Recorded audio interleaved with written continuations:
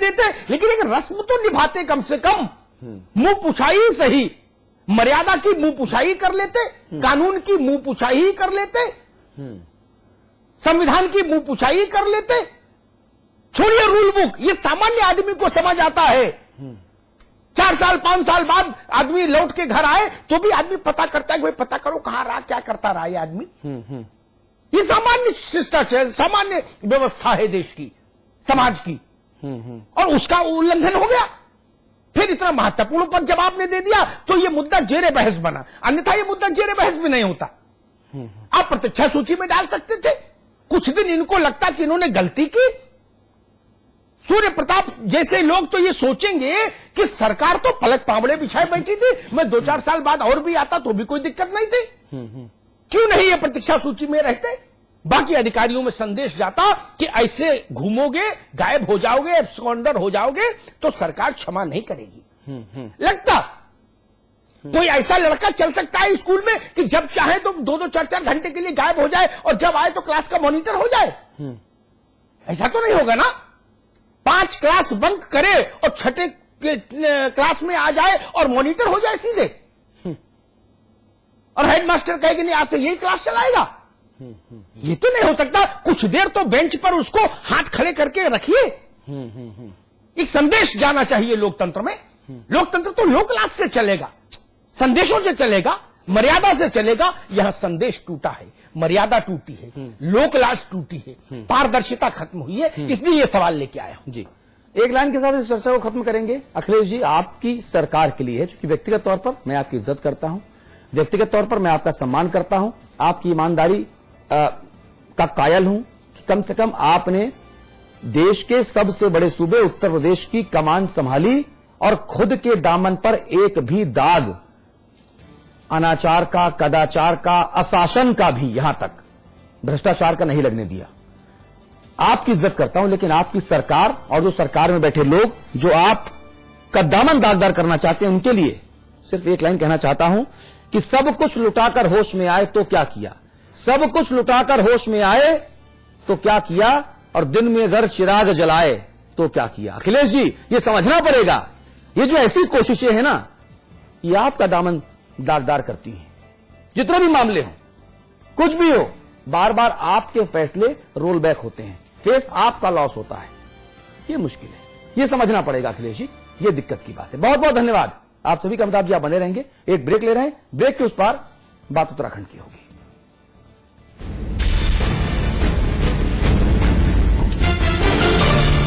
Self defence का जुनून सवार है, स्ट्रेंथ के लिए यही देती हूँ। इस इंटेलिजेंट सुपरमैन को खीर बहुत पसंद है। हस्बैंड को ऑफिस में भी बिरयानी चाहिए। ब्रेकफास्ट, लंच, डिनर, आजली क्या? Julie, my love, you're the love of my life. Julie! उंगली खुजली ने प्लान बनाया क्विकली और पाइप दबाया क्वाइटली।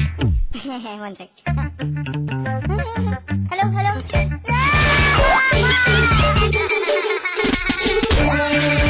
Refreshing mini guns. आजली क्या?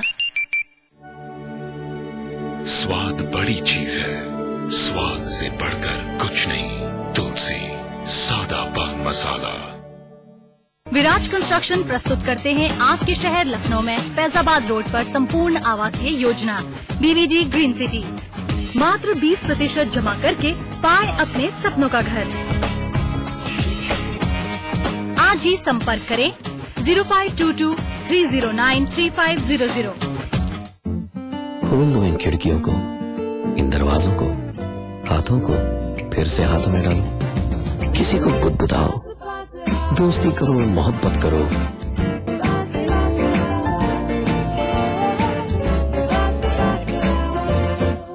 गले मिलो, आंख मिलाओ, किसी को अपना बनाओ।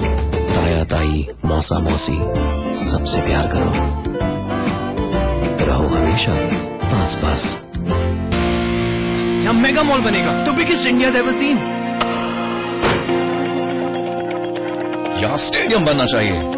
चैरिटी के बारे में सोच रहे हैं? कभी तो ऐसा ख्वाब देखिए जिसमें हजारों ख्वाब शामिल। GR एंटरप्राइज एंटरप्राइजेस के इंटरनेशनल स्टेडियम ने इस शहर के लोगों में गर्व की भावना और स्पोर्ट्स कल्चर को अद्भुत बढ़ावा दिया है। GR Enterprises shares have reached an all-time high. जब दूसरों के ख्वाब पूरे करोगे ना, तो अपना कल बनते देखोगे। रजनीगंधा हिलते है दुनिया।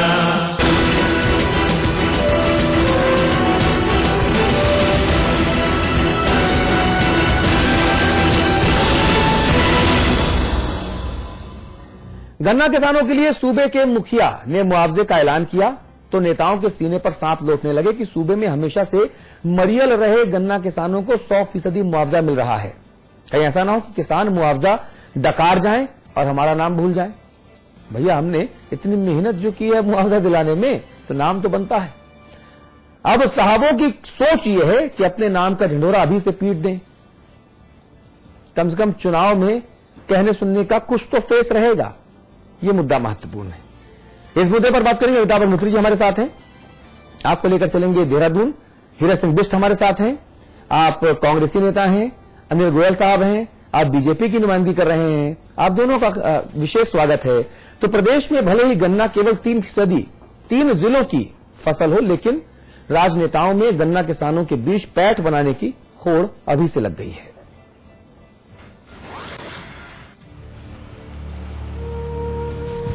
उत्तराखंड में आई तबाही के बाद किसान कांप गए। खेत से खलिहान तक, द्वार से दालान तक सब बह गया। खड़ी फसलें रेत की तरह फिसल गईं। देवभूमि के मुखिया विजय बहुगुणा ने गन्ना किसानों को 100% मुआवजा देने, कर्ज माफी और आरसी न काटने की घोषणा की है। ये बात तो तय है कि तबाह हुए किसानों को घोषणा में ही सही राहत तो मिली है। पूरा दबाव डालेंगे प्राइवेट चीनी मिलों पे, उनको पैसा देना पड़ेगा। किसी किसान की आरसी नहीं कटेगी, किसी किसान का बैंक खाता सीज नहीं होगा, इनके ऊपर कोई बिजली का बिल नहीं लिया जाएगा, पानी का बिल नहीं लिया जाएगा। सारे जो इनका जो इंटरेस्ट है, जो भी लोन है, वो सब रुका रहेगा और प्रदेश सरकार गन्ना किसानों का पैसा इनको दिलाएगी। गन्ना किसानों के लिए घोषणा विजय बहुगुणा ने की थी। हरिद्वार से कांग्रेसी विधायक कुंवर प्रणव चैंपियन साहब को श्रेय देने वाला कोई नहीं था। साहब ने खुद को खेतिहरों की खेती का खेवनहार साबित किया। गन्ने की खेती तो बहाना था, सवाल पेट की फसल का था। इसीलिए गन्ना किसान मुआवजा चैंपियनशिप में अव्वल आना मजबूरी था। कोई चैंपियन यूं ही नहीं बन जाता। काम को छोड़कर फिक्र और जिक्र दोनों बराबर करनी पड़ती हैं। इसीलिए गन्ना किसानों के नाम का सियासी गुण खुद ही अपनी पीठ पर मीस रहे हैं। होता यह है कि पहाड़ से जो भी जल प्रवाह होता है, चाहे सिल्ट आए, चाहे पत्थर आए, चाहे पानी आए, सारा हमारे क्षेत्र में आता है।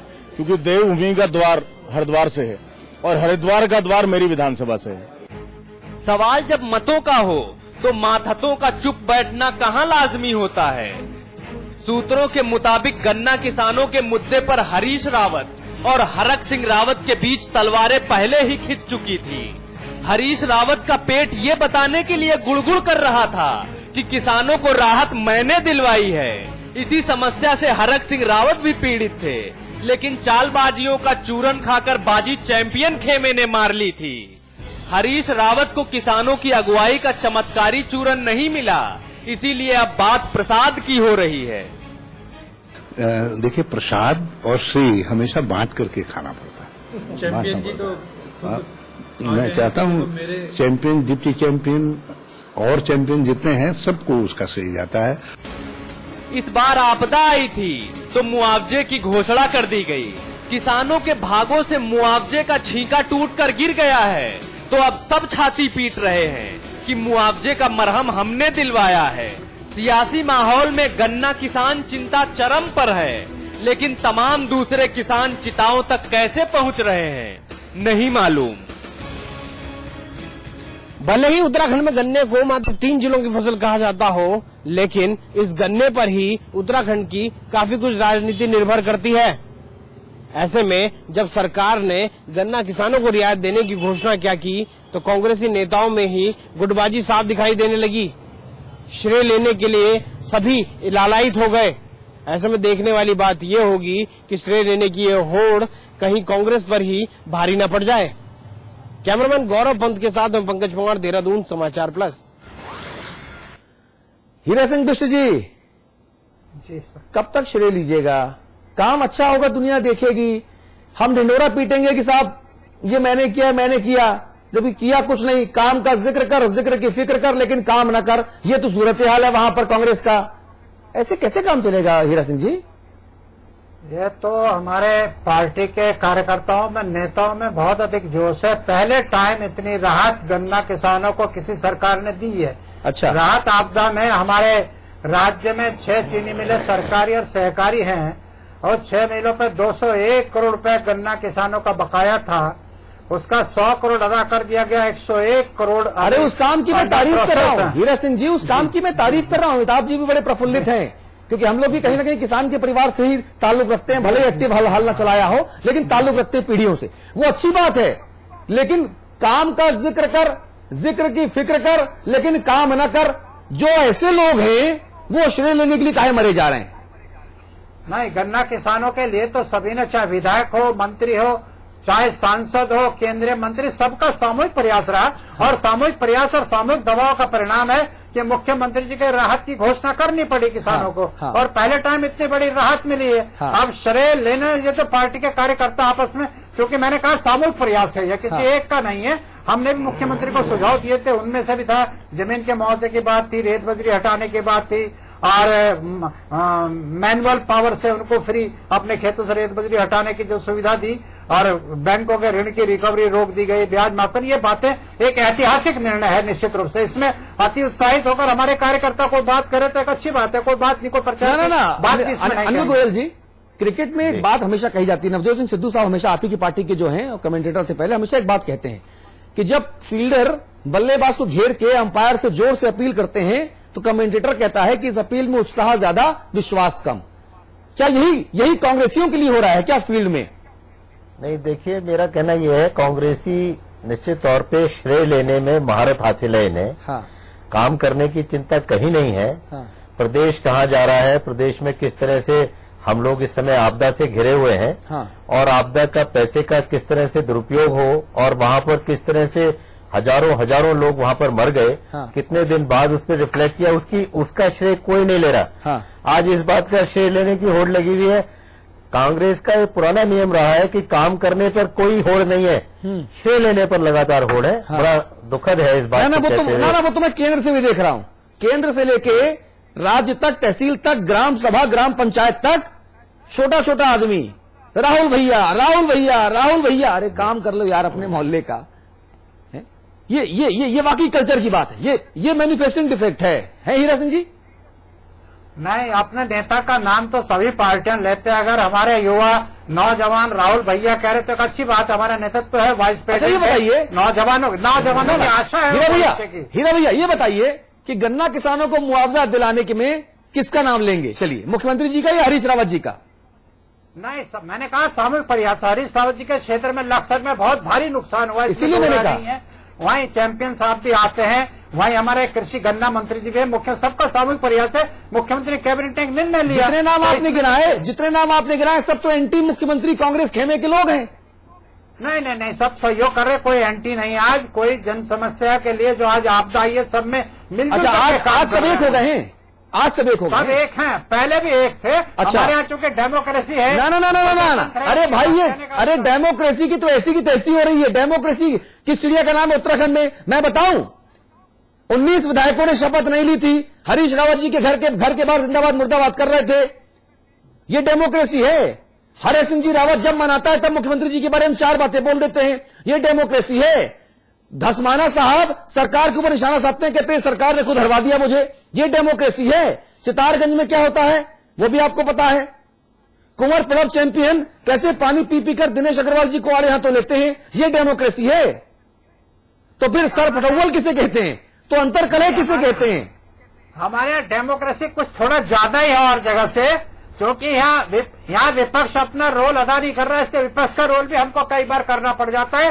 उसके एक प्लानिंग के तहत नहीं है, बल्कि वो सरकार को एक अच्छी सोच के तहत सरकार को अच्छे गाइडलाइन देने की नियत से हम लोग देख लीजिएगा जो पार्टी के भीतर बैठा विपक्ष है वो सरकार पलट न दे।